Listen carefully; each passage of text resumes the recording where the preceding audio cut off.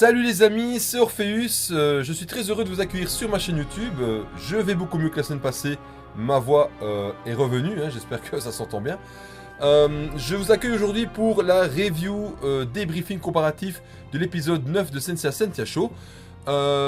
Épisode qui normalement est l'avant-dernier, étant donné que la saison 1 a été basée sur un quota de 10 épisodes. Je sais que certains d'entre vous me diront qu'apparemment il y en aurait peut-être 12 de prévus. Je l'ai lu aussi au travers de la communauté et au travers des réseaux sociaux, mais néanmoins je n'ai pas lu l'annonce de manière officielle, donc je vais rester sur la base de 10 épisodes initialement prévus. Et donc voilà, on va se dire que cet épisode est l'avant-dernier, sauf si surprise il y en ait 12. Donc on commence directement par l'introduction de cet épisode qui nous remontre deux séquences de l'épisode 8 qui sont le début de l'affrontement donc avec Aliolia du Lion et Saga Maléfique. Affrontement très rapide hein, où on nous remontre cette sphère d'anneaux qui tourne au-dessus de leur tête.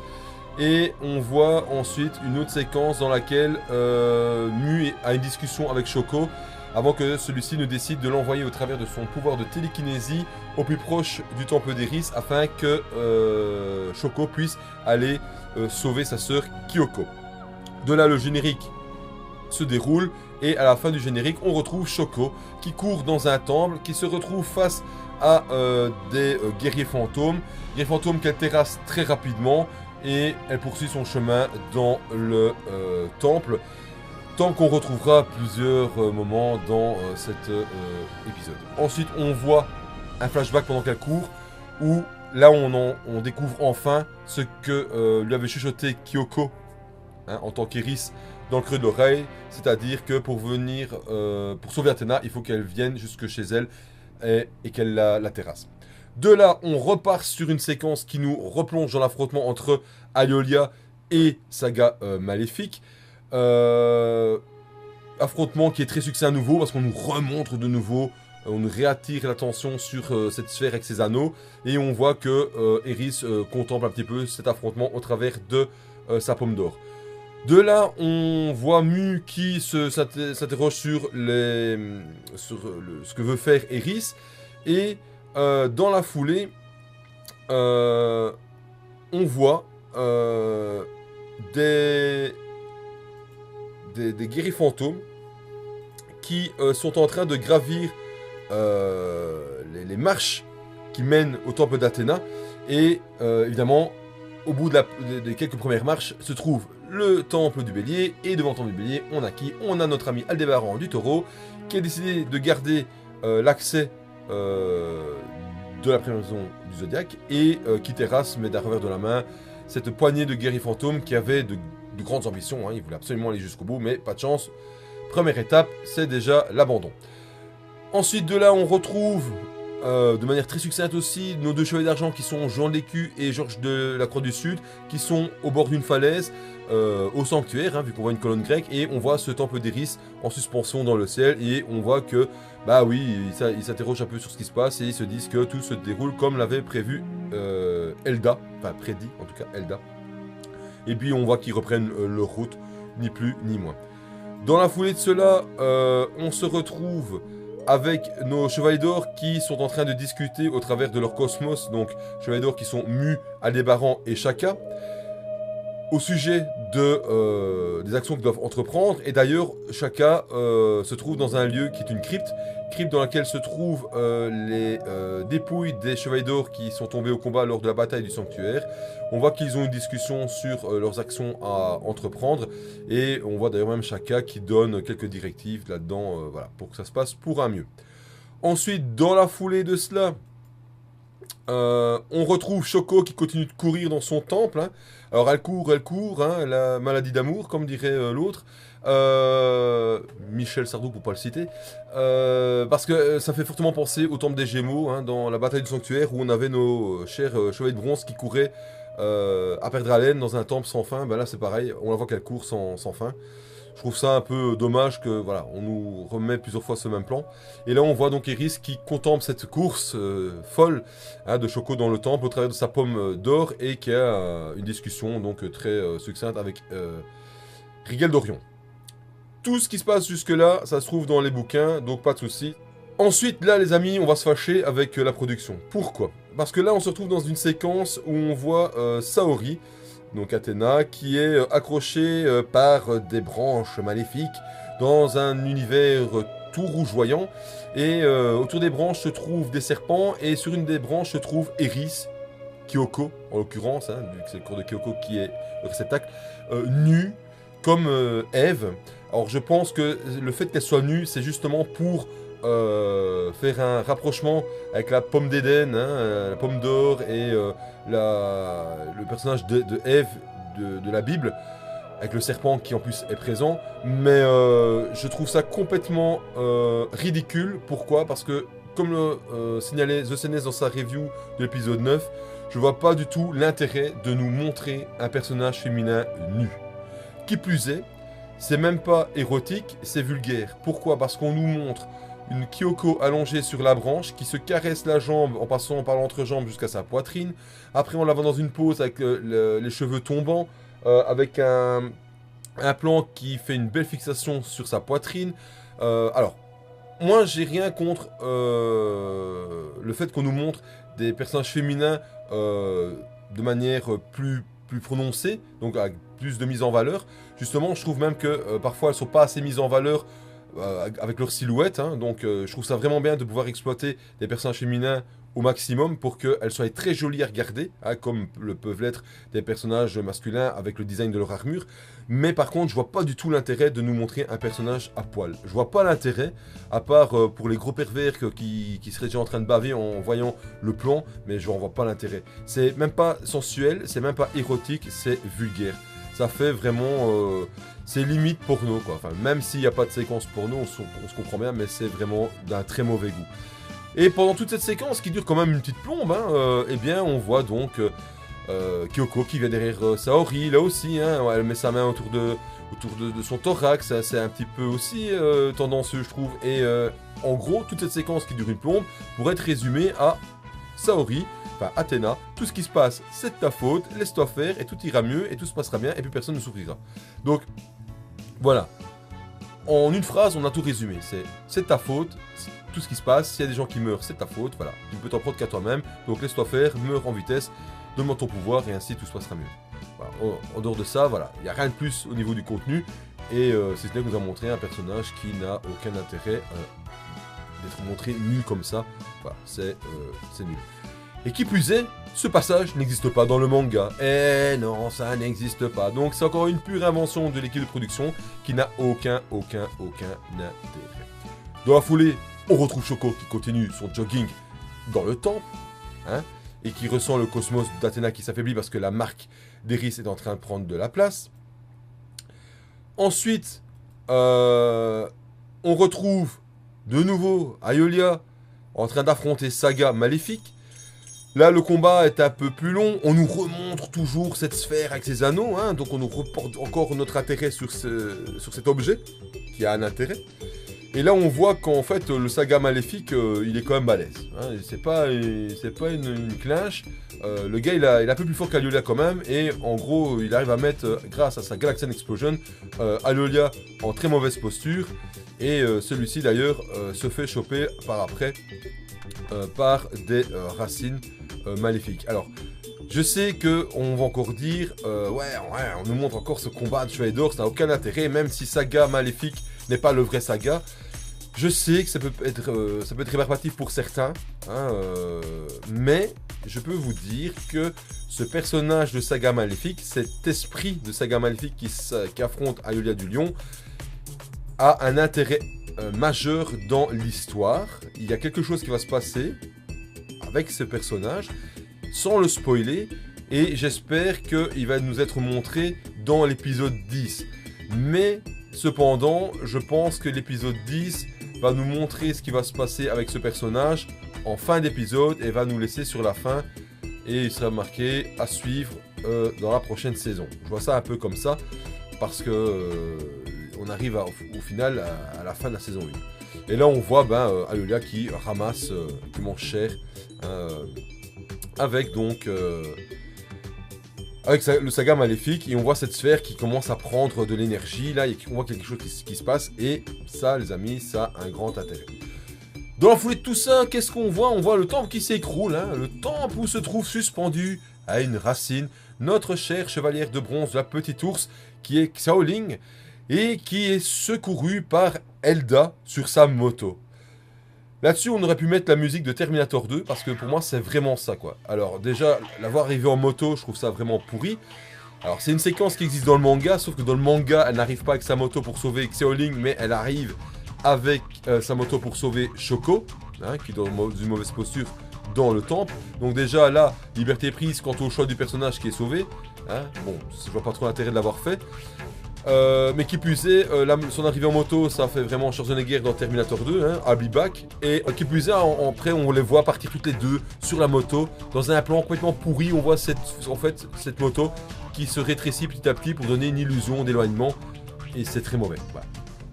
Ensuite, on retrouve dans la foulée Katia, qui est aux côtés de Mi, qui est en train de se réveiller de son combat face à Emony. Aussi, un passage qui n'a aucun intérêt. Pourquoi? Parce que Mi, dans le manga, elle est déjà avec Katia de la couronne boréale lors de l'affrontement contre Emony. Et là, en fait, voilà, on nous a fait réapparaître Katia comme ça, hop, sur un claquement de doigts, on dit ah bah tiens, tout compte fait. Si on la remettait en jeu, bah voilà, on l'a remise en jeu. Donc voilà, deux petits passages avec les chevaliers de bronze qui sont pas bons, parce que le passage avec Mi et Katia ne correspond pas à ce qu'il y a dans le manga, vu qu'elles sont déjà ensemble lors du combat qui les oppose à Emony, et le passage avec Elda n'est pas bon, donc Elda de Cassiope qui n'est pas bon, vu qu'elle ne sauve pas, enfin elle ne vient pas en aide à Xiaoling de la petite ours, mais à Shoko du petit cheval. Ensuite, on voit une séquence où, après tout ça, enfin Shoko est arrivée à la sortie de ce temple. Ouais, elle a trouvé le panneau vert avec marqué sortie dessus. Et elle se retrouve face à Rigel d'Orion, qui se trouve au pied d'un escalier qui mène à une porte donnant à la salle d'Eris.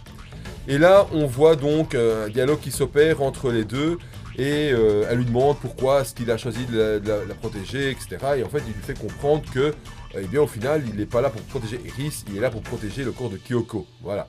Et que tout ça, c'est un peu de sa faute, parce qu'à la base, c'est elle le réceptacle de l'âme d'Eris, et que c'est un peu à cause d'elle si Kyoko est a servi de réceptacle au final. Donc voilà, il y a un petit peu des reproches qui sont faits dans cette séquence. Et on voit donc, après ce petit passage d'explication et de remise en question, eh bien on voit donc un combat qui s'opère entre Shoko et Rigel d'Orion. Et ça y va bon, ça y va sec, ça y va bon train, et ça frappe. Et on voit que Shoko se rend compte qu'au final, Rigel d'Orion, il n'est pas si méchant que ça, il n'est pas tellement du mauvais côté. On voit qu'il y a quand même un côté affectif qui le lie à Kyoko. Un lien affectif qu'on s'en doutait déjà un petit peu, mais là c'est un peu plus appuyé. En plus, là-dedans, on entend Mayura qui lui parle, qui explique à Shoko que le sacrifice ne fonctionne que si l'on est vivant. Notamment si on est mort, un sacrifice c'est un peu difficile. Et voilà, qu'elle doit essayer de se remémorer le moment où donc elle a fait exploser son cosmos face à Mayura et face à Shinato et Mirai là au domaine de Mayura. Donc voilà. Elle lui donne quelques petits conseils au travers de son cosmos. C'est un passage qui n'existe pas non plus parce que dans le manga, Mayura n'a jamais été devant Eris. Elle n'est pas mise à mal comme ça, donc là aussi c'est un truc inventé. Et tout ça pour vous dire qu'au final, toute cette belle séquence de combat entre Rigel et Shoko n'existe pas dans le manga. Et non, c'est encore quelque chose qui a été inventé. Alors c'est dommage parce qu'au final, c'est une séquence qui a quand même un intérêt. Parce que voilà, il y a une petite remise en question du personnage de Shoko. On découvre un petit peu le personnage de Rigel d'Orion. Mais dans le manga, on les découvre tout autant, mais c'est pas montré comme ça. Et il n'y a jamais d'affrontement entre les deux. Et non. Jamais. On rencontre Rigel d'Orion qui amène Shoko lui-même auprès d'Eris. C'est lui qui amène et qui l'a conduit là-bas avec entre autres un autre personnage dont je ne vais pas dévoiler le nom maintenant, qu'on découvrira peut-être dans l'épisode 10, qui sait. Et on voit donc Eris dans cet animé qui voit un petit peu tout ce combat qui se déroule et qui dit qu'à force de se haïr, voilà, en gros ça ne fait que nourrir son pouvoir. Donc voilà. En gros, c'est ce qui en sort de ce passage, de cet affrontement. Et au final, Shoko arrive quand même à lui mettre une bonne hein, une bonne petite claque à Rigel. Donc voilà, ça se passe, ça se fait. C'est joli à regarder, il faut quand même reconnaître, hein, parce que là on va reparler pardon, du côté technique juste après. Mais donc c'est un passage qui est quand même long, mine de rien, et qui au final n'existe pas dans le manga, mais a quand même un petit intérêt dans l'épisode, on va dire. Et puis quand ça c'est fini, eh bien, on se retrouve de nouveau avec le saga maléfique, et on voit apparaître Milo qui vient prêter main forte à Aiolia du Lion, qui est un petit peu mis à mal donc dans ce passage, donc dans cet affrontement avec Saga Maléfique. Quand c'est fini, hein, quand on voit Milo apparaître, eh bien, on repart sur l'affrontement, enfin sur l'endroit où s'est affronté, oui je dis bien, donc Shoko et Rigel d'Orion, et là on voit apparaître Eris tenant dans sa main la tête d'Athéna, ni plus ni moins. Alors l'arrivée d'Eris avec la tête d'Athéna, c'est également présent dans le manga. Voilà. Donc les amis, si je dois résumer cet épisode 9, eh bien ce serait simplement comme ceci. C'est point positif, la qualité graphique qui a rehaussé la série Senseiya Sentia Show par rapport à l'épisode 8 qui lui l'avait enterré 10 pieds sous terre. Ici on a affaire à un épisode qui est super beau graphiquement, les décors sont beaux, les personnages sont beaux, les jeux de lumière sont beaux, le dynamisme des combats sont très bons et très bien faits. Et en plus de ça, de temps en temps, ouais, on a un petit plan moins bon, mais ça passe à la trappe parce que tout est visuellement impeccable. Par contre, dans les points négatifs, il y a 2 points principaux et 2 points secondaires. Les 2 points secondaires, je les explique tout de suite parce que c'est juste un petit détail. C'est le fait que, comme je l'ai dit, le côté visuel de la moto de Elda de Cassiopée, c'est mauvais pour son arrivée et pour son départ. C'est pas beau. Et en plus de ça, elle récupère le mauvais personnage, c'est-à-dire que c'est Shoko qui doit être sur sa moto et pas Xiaoling de la petite ours. C'est un détail qui n'est pas grave en soi, mais voilà, c'est pour montrer un peu l'incohérence par rapport au manga. Et deuxième petit point, voilà, qui n'a pas trop d'importance, mais qui est quand même incohérent aussi, c'est le fait que Katia de la Couronne Boréale arrive aux côtés de Mi pour l'aider à se relever après son combat contre Emoni, alors qu'au final, dans le manga, elles sont déjà à 2 lors du combat qui les oppose à Emoni. Petit détail pour ces 2 plans-là, mais qu'il fallait juste rappeler. Par contre, dans les 2 points négatifs principaux, il y en a un, je veux dire, principal et un vraiment très grave. Le principal, c'est quoi? C'est eh bien, le passage avec Rigel d'Orion et Shoko, hein, avec cet affrontement qui a été mis en place, qui n'existe pas dans le manga, même si je peux comprendre qu'ils ont voulu amener un petit peu à découvrir le personnage de Rigel d'Orion. C'est un personnage qu'on découvre aussi dans le manga, mais qui est amené différemment, voilà, tout simplement, c'est amené différemment. Et là voilà, c'est un très beau combat, c'est beau, c'est dynamique, mais ça ne suit pas du tout le manga et ça n'existe pas, voilà. Donc voilà, c'est pour moi c'est un passage qui ne doit pas être là, ne doit pas être présent. Qui plus est, dans le manga, lorsque Elda et Shoko font route vers le temple d'Eris, c'est Rigel d'Orion qui vient à leur rencontre, qui demande à Shoko de le suivre jusqu'au temple d'Eris, et que c'est au moment où il se retrouve au pied de l'escalier qui mène à la porte de la salle du trône d'Eris que réapparaît Athée, hein, la dryade, qui avait déjà fait sa réapparition devant Mu du Bélier, hein, rappelez-vous, dans l'épisode 8 qui avait été battue, d'accord, mais qui dans le manga, lorsqu'elle est battue, on explique qu'en fait c'est pas elle en tant que telle parce qu'elle n'avait pas assez récupéré ses pouvoirs, elle avait juste créé un doublon d'elle-même pour pouvoir évaluer la force des chevaliers. Et par contre dans l'animé, là on n'a pas fait du tout ce rapprochement là, on s'est dit la dryade Athée, on va la virer vite fait bien fait comme Phonos, on lui fait un petit combat contre Mu du Bélier comme c'est prévu dans le manga, et au lieu de dire que c'est un personnage secondaire qu'elle a créé, eh bien on va dire que c'est elle, et hop, on la supprime. Et donc du coup, personnage de Athée, eh bien hop, à la trappe comme Phonos. Et ça c'est bien dommage, parce que dans le manga, Athée, c'est un personnage qui a de l'ambition, qui a un ego surdimensionné, qui veut avoir toute la plus grosse belle partie des combats, qui veut elle-même ramener la tête de Shoko à Eris pour lui montrer qu'elle était plus forte que sa sœur. Enfin voilà, il y a pas mal de choses qui tournent autour de ce personnage au niveau de son comportement, de son caractère, design. Et au final, là il n'y a rien qui est exploité, c'était effacé d'un coup de trait magique, un peu comme Phonos l'a été dans un des premiers épisodes. Donc ça c'est un des gros points négatifs, mais pour moi le plus gros point négatif c'est quoi? C'est le passage où l'on découvre Eris dans le corps de Kyoko, nu sur la branche d'un arbre, entouré d'un serpent avec une pomme.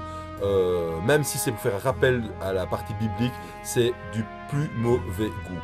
Franchement, c'est d'un mauvais goût. Pourquoi? Parce que depuis quand est-ce que dans Senseiya on montre des femmes nues? Alors oui, dans le bouquin, dans le tome 8, au début du tome 8, on nous montre Athée, hein, qui, avant de faire son retour face à Rigel Dorion et à Shoko, se trouve nu au pied d'un arbre, avec sa vieille pomme pourrie dans sa main, hein, comme on avait pu la découvrir dans le manga, et un petit peu en explication dans l'animé. Voilà, là, elle retrouve ses pouvoirs et elle décide de passer à l'action. Et là, on la voit nue. Mais on la voit nue sur une page et un quart à peu près. Et en plus de ça, ce sont des plans qui font qu'on la voit de dos, de trois quarts, voilà. Mais il n'y a pas de mise en valeur malsaine du personnage. Par contre, ici, on voit quoi? On voit une Eris qui se caresse la jambe, l'entrejambe, qui remonte à la poitrine, qui prend une pose avec une tête vers le bas, les cheveux pendants, où le plan est focalisé sur sa poitrine, puis on la voit venir derrière Athéna qui l'enlace et qui lui met presque la main aussi sur la poitrine. Enfin voilà, c'est d'un mauvais goût, c'est, je trouve, pervers, c'est pas érotique, c'est pas sensuel, ça n'a aucun intérêt et ça n'a rien à faire dans Senseiya. Voilà, ni plus ni moins. Autant je trouve que les personnages féminins n'ont jamais été mis en valeur dans les épisodes des années 80 parce que c'était pas non plus le côté graphique qui permettait peut-être de le faire, même s'il y a des beaux personnages féminins, ça n'a jamais été mis en valeur en tant que tel. C'est quelque chose qui a été beaucoup plus mis en valeur dans Lost Canvas, parce que dans Lost Canvas, les personnages féminins ont vraiment une très belles lignes, elles sont bien mises en valeur, elles sont sensuelles, leurs armures sont efficaces sur elles, enfin visuellement tout est là quoi, tout est là. Donc c'est plaisir à voir un personnage féminin dedans et il n'y a rien de pervers ni de vulgaire, c'est le juste milieu d'une chevalière portant une armure. Par contre ici, c'est même pas le cas. Et en plus de ça, dans les tout premiers épisodes, on voyait déjà Athée qui s'était caressé l'entrejambe, portant son armure sur elle, heureusement, et là on recommence le truc, on réitère le même style de plan, mais avec un personnage nu, et pour moi, ça n'a aucun intérêt. Voilà, ni plus ni moins.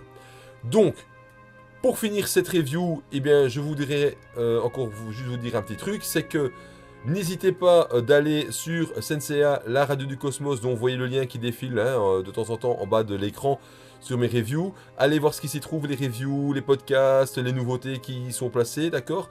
N'hésitez pas à vous abonner à ma chaîne, à vous abonner à la chaîne de mes confrères youtubeurs qui fassent du Senseiya ou autre.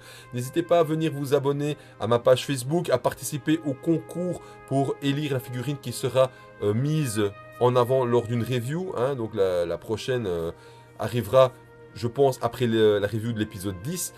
Et voilà, n'hésitez pas à continuer à visionner ma chaîne. Mettez des pouces bleus si ça vous a plu, mettez des pouces rouges si ça ne vous a pas plu. Mettez des commentaires, même quand il y a des pouces rouges, parce que pour moi, un pouce rouge en commentaire, ça n'a aucune valeur, aucune plus-value. Voilà. Donc, là-dessus les amis, je vous dis à très très bientôt. Portez-vous bien d'ici la prochaine review, et je vous dis ciao ciao!